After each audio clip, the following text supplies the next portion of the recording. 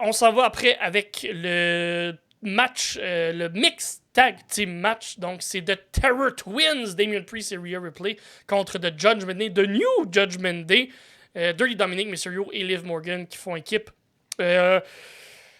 Comment c'est rendu là? C'est une longue histoire, ça, quand même. On part de loin le match pour se rendre de là. Teenage Drama. Teenage Drama, oui. Complètement. Comment c'est rendu là? Longue Vite, histoire. là.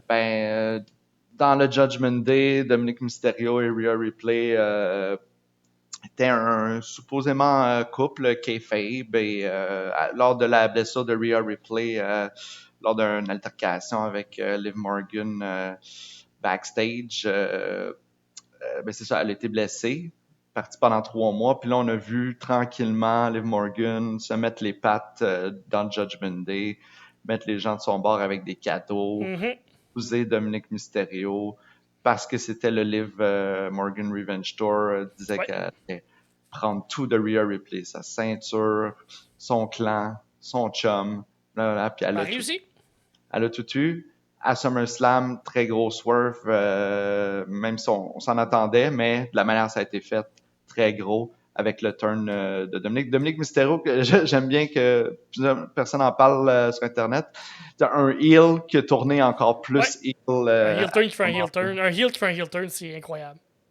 C'est ça. Donc là, oui, on a solidifié aussi Damian Priest comme étant un babyface comme Rhea Ripley.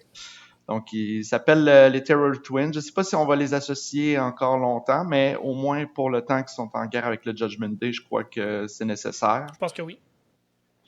Alors, ça risque d'être bon. Je ne sais pas si les demoiselles et les messieurs vont avoir des altercations durant le match. Est-ce qu'on va installer un peu ça? On s'en va vers Netflix. On sait qu'il y a un peu plus d'ouverture. Ouais, c'est ça. Au niveau même du si c'est juste 2-3 moves là, de part et d'autre, là, j'espère. On est sur pay-per-view en plus, on n'est pas à la télé. Là, fait quoi que c'est sur Peacock, mais oui, ça reste que. J'espère, oui, qu'on va voir. Tu sais, un pin, là, Rhea qui pin Dominic Mysterio, j'aimerais vraiment. Ça serait, J'aimerais ça serait vraiment bon, ça, mais je sais pas si ça va se faire là. Ça fait que c'est The Terror Twins qui gagne ce match-là. Ça n'a pas le choix. Ensuite, à la victoire de Liv à SummerSlam, là, c'est rendu, ça leur prend là. Pour les établir Damien aussi est perdu à SummerSlam à cause de Stern de Finn Balor, donc il faudrait les solidifier là comme étant forts, ce qu'ils sont. Je pense que dans le ring, Damian Priest et Rhea Ripley sont meilleurs que Liv et Dominic. Et voilà, non, les Terror Twins gagnants. Peut-être un move de Rhea, Dominic Mysterio. Moi, juste elle a fait un headbutt à JD McDonough. C'était super beau, là. Oui, est-ce que oui. Puis son headbutt, il rentre tout le temps, là, ça. Ouais.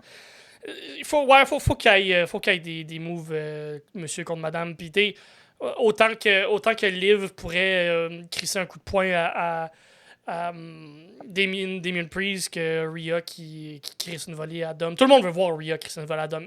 Anyway, c'est l'histoire qu'on veut voir. Avec moi, ça part de loin. Je sais pas où ça va aller après, par contre. Puis l'histoire va continuer. Je suis certain que c'est juste un point ou une virgule plutôt dans cette histoire qui est racontée là. Je pense pas que ça sera pas un tout. Ça se finit pas là. L'histoire, d'après moi, va se finir avec Rhea qui reprend son titre de Liv.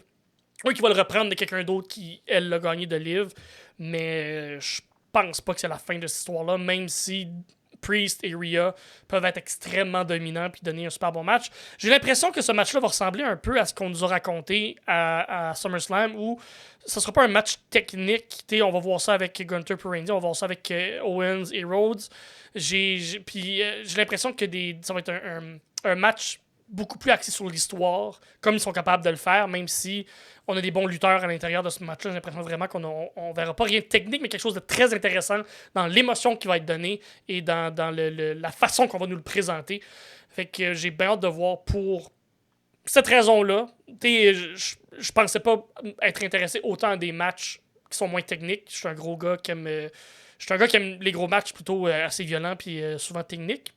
on s'attache à ces Ce que personnages-là. j'aime bien, c'est que justement, là, on a un match mix, puis pour une première fois depuis longtemps, c'est pas une histoire de genre, nous on est en couple, vous autres vous êtes en couple, on s'est dit, Ouais, non, c'est plus une histoire, il y a une histoire un peu plus deep de ouais, gang là, qui a été développée, puis j'aime plusieurs bien couches. Là. parce que historiquement, la WWE aime pas là, avoir les filles puis les gars Ouais. dans certains clans dans les mêmes histoires, là, ce qui est complètement Qui est complètement niaiseux. T'as un clan avec des filles et des niaiseux, gars, là. fallait interagir ensemble. Puis fait, t'es Faut qu'ils se ça, là. backent ensemble, puis s'ils sont là, ils sont ensemble, Ben oui, fait que ça se peut qu'ils saillissent, puis ça qu'ils donne, s'aiment, whatever, ça là. donne exactement ça, puis c'est bon à regarder, puis c'est le fun à regarder. Fait que c'est pas le match pour lequel je suis le plus hype, bien honnêtement. J'ai bien hâte de voir Rhodes contre Owens, parce que c'est deux amis que je suis certain qu'ils vont se donner, mais côté histoire, côté évolution des personnages, ce match-là m'intéresse bien gros. Ça va être Damien Priest, Rhea Ripley aussi de mon bord. Je pense que ça risque d'être quand même assez unanime.